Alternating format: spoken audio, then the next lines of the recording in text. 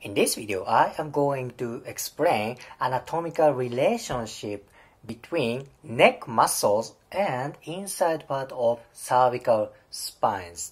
This connection is very important to understand neck pain and headache. Very important. First thing, I want to focus on one tiny muscle. This is it. It's a little bit dark. It's a little bit hard to see. This is rectus capitis posterior minor.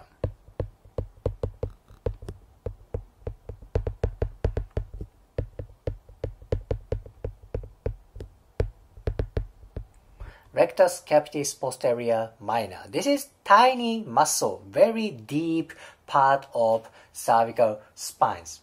It's very tiny, but this muscle has important fascial connection to inside of cervical spines.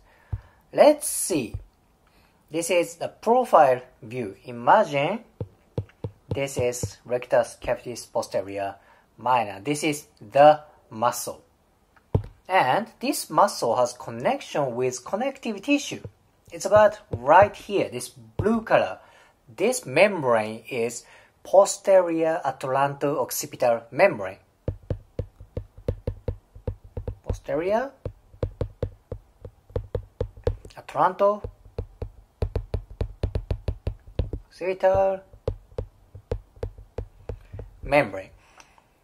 Atlanto means C1 because C1 is also known as atlas, right? And occipital, that's head. Atlanto-occipital membrane, that is membrane between C1 and occiput, like this. This membrane has connection with this muscle. Okay, makes sense, but still it's outside of spines, right? Then this membrane, posterior atlanto-occipital membrane, has connection with dura mater, which is inside part of spines. Dura mater, that is surrounding spinal cord and brain. I will rephrase that again. This is muscle, rectus capitis posterior minor. This is posterior atlanto-occipital membrane. Yellow color is dura mater. These structures have close relationship with each other. Thus, when this muscle gets tight, this tension can go to connective tissue. Then it can go to dura mater. That is why this tiny muscle is important to understand head-neck restriction and pain. Very important. Now, other muscles have relationship with this membrane. Let's check that out. So I told you this tiny muscle, rectus capitis posterior minor, has connection to inside part. Actually, two more muscles have same kind of relationship. Next one is this one. This is bigger than rectus capitis posterior minor. This is major.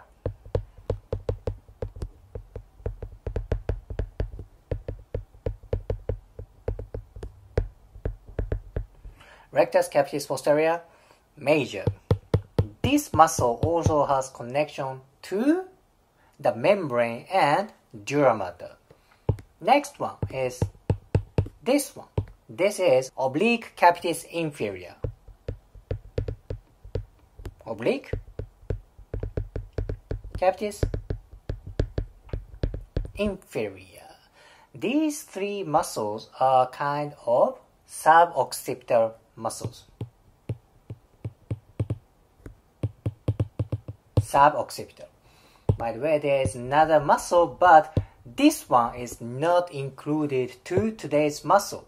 So this yellow one doesn't have connection to inside part of spine. Okay? So these tiny muscles are important for outside-inside connection of neck. Make sense? Oh, by the way, this one, this connective tissue is also important. What is this? This is nuchal ligament. Nuchal ligament. This is very thick and long ligament. I would like to focus the muscles that attach to nuchal ligament. Why? Because, you see, this is nuchal ligament.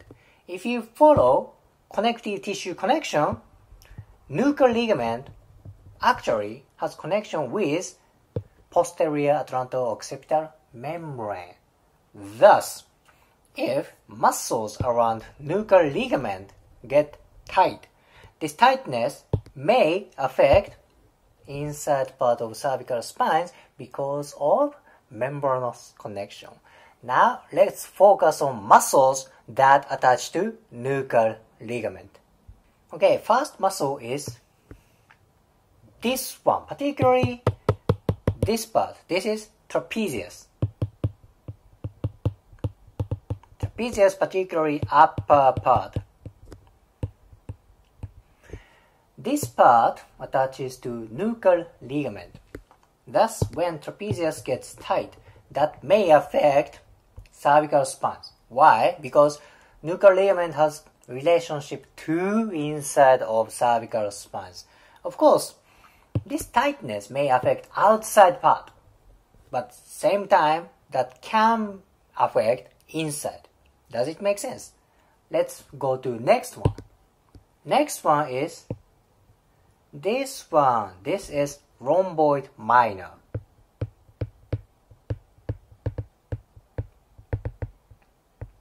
Rhomboid minor. This also attaches to nuchal ligament. Very interesting, right? Next one is this one. This is neck muscle.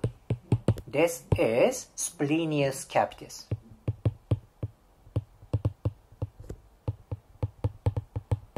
Splenius capitis. This is important for neck movement and head movement. It also attaches to nuchal ligament. Next one is, it's a little bit hard to see. It's deep to rhomboid. This yellow part. This is serratus posterior superior. Serratus posterior superior. This muscle attaches to nuchal ligament. See, many muscles attach to nuchal ligament. Again, nuchal ligament has relationship with the connective tissue on cervical spines. Then if you follow connective tissue connection, you can go to inside part of cervical spines. So when outside gets tight, maybe inside can get tight. Vice versa, when inside gets tight, that may affect outside. So this relationship is very important to understand neck pain, headache, neck restriction, and head restriction. I hope this information can help your clinical experience. If you liked today's video, please hit the like button, comment, and subscribe. See you next video.